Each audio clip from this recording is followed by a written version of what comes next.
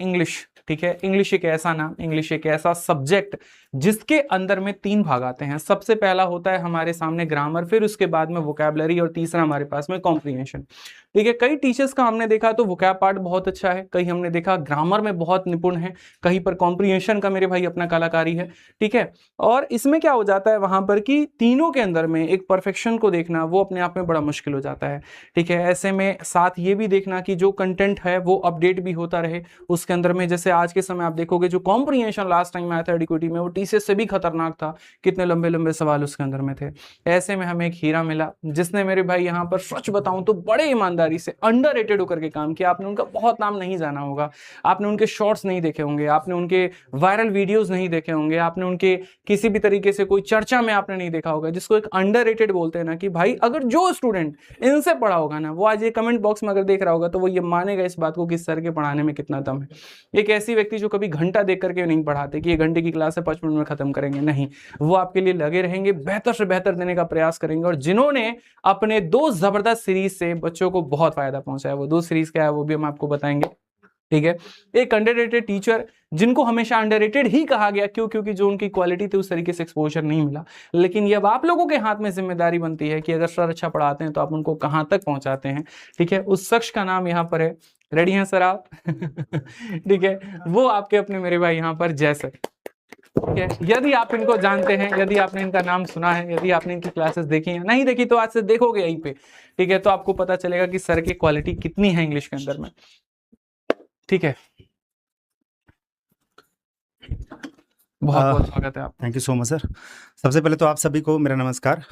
और सबसे पहले तो जितने भी स्टूडेंट्स मुझे पर्सनली जानते हैं को अपडेट करो, और पर्सनली जो मुझे जानते हैं और जो हमेशा से जिन्होंने सपोर्ट किया है, जो स्टूडेंट्स को लेकर के मेरा कमिटमेंट हमेशा से रहा है, मेरा डेडिकेशन रहा है उनको पढ़ाने को लेकर के, जो उसका अप्रिसिएशन आप लोगों ने हमेशा से मुझे दिया है। बस हाँ, एक टैग सर हमेशा लगा रह गया अंडररेटेड का। और बहुत बार लोग मुझे ये सजेशन भी देते थे कि आप आदित्य सर के साथ जुड़ जाओ और उनके साथ काम करो, क्योंकि दोनों लोग काफ़ी मेहनती हैं, वो भी बड़ा लग करके काम करते हैं। तो मुझे लग रहा है कि जितने लोगों ने ये सोचा था आज वो आपके सामने है। और ज़्यादा मैं कुछ बोलता नहीं हूँ इन सारी चीज़ों के बारे में, क्योंकि मेरा अपना ऐसा मानना है कि किसी भी स्टूडेंट्स को पढ़ाना एक बहुत बड़ी रिस्पॉन्सिबिलिटी होती है।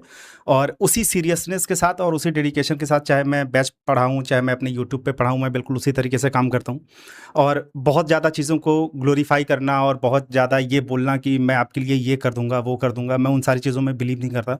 मेरा ये है कि मैं आपको कंटेंट दूँगा, बहुत रेलेवेंट रहेगा, कंसाइज़ रहेगा, प्रेसाइज़ रहेगा। मतलब जो एग्ज़ामिनेशन की आपकी नीड होगी वो शुरू से मैंने आप लोगों के साथ किया है और मैं आगे भी उसी तरीके से करता रहूँगा। तो फिलहाल के लिए तो सर यही।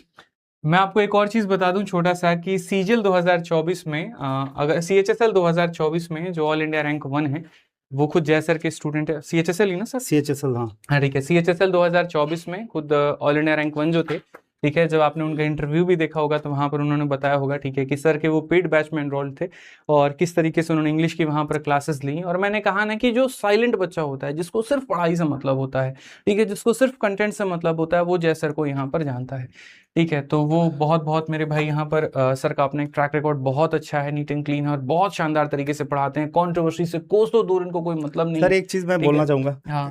स्टूडेंट्स के जो दिमाग में चलती है कि जैसे होता है ना कि आप अपना एक माइंडसेट के साथ आते हो, मतलब हर किसी को कुछ न किसी टीचर से प्यार रहता है, आपको किसी के साथ होगा।